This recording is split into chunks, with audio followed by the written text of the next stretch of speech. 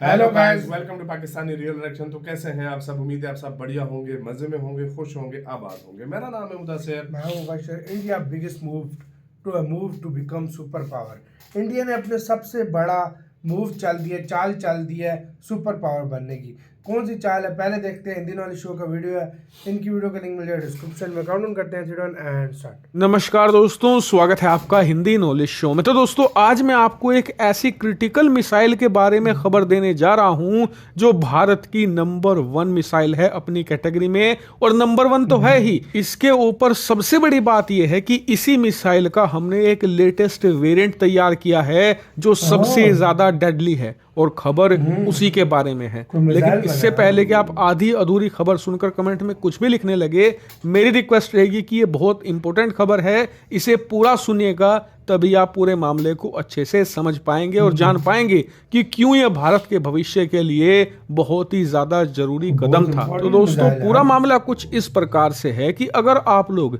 Defence industry को यानी कि हथियार मार्केट को रेगुलरली फॉलो करते हैं, उसकी डीप इंसाइट रखते हैं, तो आपको ये बात पता ही होगी कि दुनिया में एक बड़ी सैन्य महाशक्ति बनने का एक ही फॉर्मूला है कि आपके पास दुनिया की सबसे शानदार प्राइवेट हथियार निर्माता कंपनी होनी चाहिए। और अमेरिका और यूरोपियन देश, खासकर की जो नाटो के सदस्य देश हैं, वो इसके प्राइम एग्जाम्पल हैं, क्योंकि इन देशों के जितने भी हथियार होते हैं, लगभग 99% तक हथियार प्राइवेट कंपनियां ही बनाती हैं। और इन हथियारों के दम पर ही पिछले कई सौ सालों से ये दुनिया को डोमिनेट करते आए हैं, और आज भी अपनी मिलिट्री के दम पर डोमिनेट करते हैं, और इसीलिए दुनिया की बड़ी सैन्य महाशक्तियां कहलाती हैं। लेकिन आपका सवाल होगा कि प्राइवेट हथियार कंपनियां होने से फायदा क्या होता है? तो सबसे बड़ा फायदा होता है ट्रांसपेरेंसी। मतलब अगर आपकी कंपनी प्राइवेट है ना, तो वो शेयर मार्केट में लिस्टेड होगी, और वहां पर उसे हर एक क्वार्टर में यानी कि हर 3 महीनों के बाद अपने सारे आंकड़े, खासकर की सारे के सारे फाइनेंशियल डॉक्यूमेंट रिवील करने पड़ते हैं। यानी कि आपने कितना खर्चा किया, आपकी कंपनी में प्रॉफिट कितना हुआ, नुकसान कितना हुआ, ये सारा का सारा डाटा आपको जनता के सामने रखना पड़ता है, जिससे कि सारी चीज ट्रांसपेरेंट रहती है और हथियारों में भ्रष्टाचार कम से कम होता है। दूसरा बड़ा फायदा ये होता है कि प्राइवेट कंपनियों को अपने शेयर धारकों को जवाब देना पड़ता है। ऐसे में इनका ध्यान होता है प्रॉफिटेबिलिटी पर, यानी कि ज्यादा से ज्यादा हथियार बेचकर मोटा मुनाफा कमाने पर। और ज्यादा हथियार कब बिकेंगे? जब ये बेहतरीन और वर्ल्ड क्लास हथियार बनाएंगे, वो भी बहुत ही कम दरों में। और सबसे महत्वपूर्ण बात, जब इन्हें ऑर्डर मिलेगा तो उस बेहतरीन हथियार की डिलीवरी ये जल्द से जल्द करेंगे।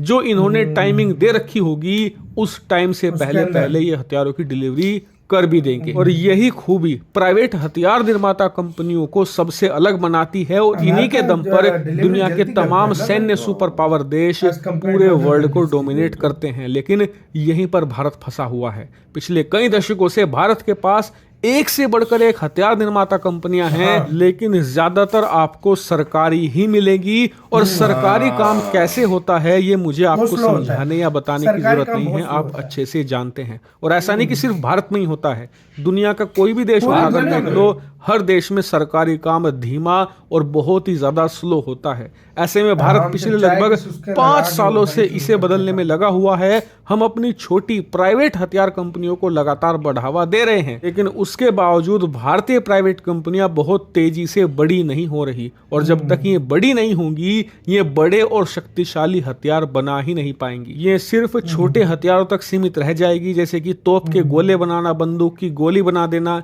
ज्यादा से ज्यादा एक बंदूक बना देना। लेकिन हम चाहते हैं कि ये लड़ाकू विमान बनाए, बड़ी से बड़ी शक्तिशाली मिसाइल बनाए, एडवांस से एडवांस हथियार डेवलप करें। लेकिन इसके लिए वक्त आ गया है कि हम इन छोटी कंपनियों को एक बहुत ही बड़ा बूस्ट दें, एक इतना बड़ा पावर अप दें कि ये कंपनियां अचानक से और बहुत तेजी से बड़ी हो। और ये अब भारत करने जा रहा है। दरअसल रिपोर्ट निकलकर सामने ये आई है कि भारत की number 1 air to air missile यानी कि अस्त्रा मार्क 2 जी हाँ, मार्क 1 पहला वेरिएंट था, अब भारत मार्क 2 बना चुका है, जो कि इसका लेटेस्ट और सबसे ज्यादा डेडली वेरिएंट है। इसकी टेक्नोलॉजी शेयर करेगा भारत की एक प्राइवेट कंपनी के साथ, और ये कंपनी होगी बीडीएल, यानी कि भारत डायनामिक लिमिटेड। जी हाँ, भारत की जो डीआरडीओ है वो अस्त्रा मार्क 2 की टेक्नोलॉजी ट्रांसफर करेगी बीडीएल को, और उस टेक्नोलॉजी के दम पर बीडीएल ना सिर्फ अस्त्रा मार्क 2 की मैन्युफैक्चरिंग बड़े लेवल पर कर पाएगा, लेकिन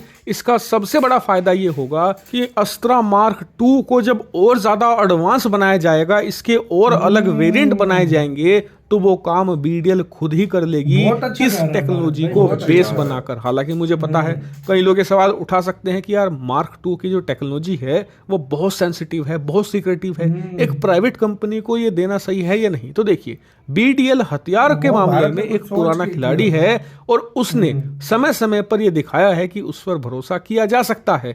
ऐसे में हमें ये एक छोटा सा रिस्क तो जरूर लेना होगा, तभी हमारी कंपनियां विशालकाएं बन पाएगी, वरना हम सिर्फ कुएं के मेंढक बने रह जाएंगे। इसके अलावा बताया जा रहा है कि आने वाले समय में डीआरडीओ अन्य और जो प्रीमियम लाइन के वेपन हैं उनकी टेक्नोलॉजी भी अन्य छोटी लेकिन भरोसेमंद प्राइवेट कंपनियों को उनकी टेक्नोलॉजी ट्रांसफर जरूर करेगा, ताकि वो कंपनियां इन टेक्नोलॉजी के आधार पर नए नए हथियार डेवलप कर सकें, या फिर जो पुराने हथियार हैं उनके एडवांस से एडवांस वेरिएंट बनाएं। हालांकि भारत सरकार और डीआरडीओ की इस रणनीति पर आपका क्या मत है, बिल्कुल जेन्युइन तरीके से कमेंट करके जरूर। तो यार वीडियो खत्म। यार एक सच्ची बात करें, सरकारी काम वो कहते हैं लटकते ही रहते हैं, तो इससे अच्छा ये जो काम किया है ना भारत ने, ये एक अच्छा है। क्योंकि देखो यार, प्राइवेट कंपनीज को साथ लाना होगा अगर भारत ने इस क्षेत्र में सुपर पावर बनना। यार अगर इंडिया ने बनाना है, इसमें दो बातें मैं कहूँगा। मैं तो जो मुझे जो समझ आती है, देखो ये मिसाइल बनाना और ये आगे सिस्टम उसका सारा शेयर करना फार्मूला, ये बहुत बड़ी बात होती है। इंडिया ये उस टाइम करे जब 100% भरोसा हो कि ये और ये बीडीएल को दिया है, तो इंडिया ने ऐसे तो नहीं दिया होगा, क्योंकि भरोसा हो फुल उस सूरत में करे। और जब कर लिया तो मैं कहता हूँ जिस कंपनी पे इंडिया को फुल भरोसा हो, सही टर्म एंड कंडीशन उसने सही पूरी की हो, उसने हर आपकी बात के ऊपर जो है ना सही अमल किया हो, फिर मैं कहता हूँ हर तरह के मिसाइल का आप कर सकते हो, जो आप चाहते हो कि भाई ये इसका होना चाहिए, आप कर सकते हो। वो कंपनी जिनके फ्यूचर वेरिएंट भी खुद बनाएगी, तो मतलब इनकी इंडिया की जो है बहुत हेल्प हो जाएगी भाई। यार देखो प्राइवेट के अब ये तेजस बनने में क्यों इतना टाइम लगा है, क्योंकि एक ही कंपनी मतलब प्राइवेट गवर्नमेंट वाली, ये 5-6 कंपनी होती है, 2-3 साल में तेजस यूं बन जाता। सही बात, तो मतलब ये चीज होती है।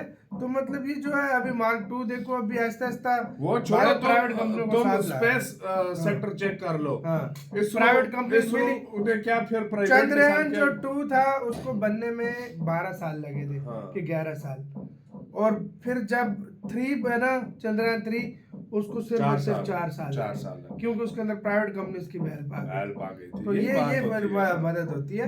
आपको इसके ऊपर क्या कहना है भारत के मूव पे, अपने कमेंट सेक्शन में दे। अपना बहुत सारा ख्याल रखना, तैयार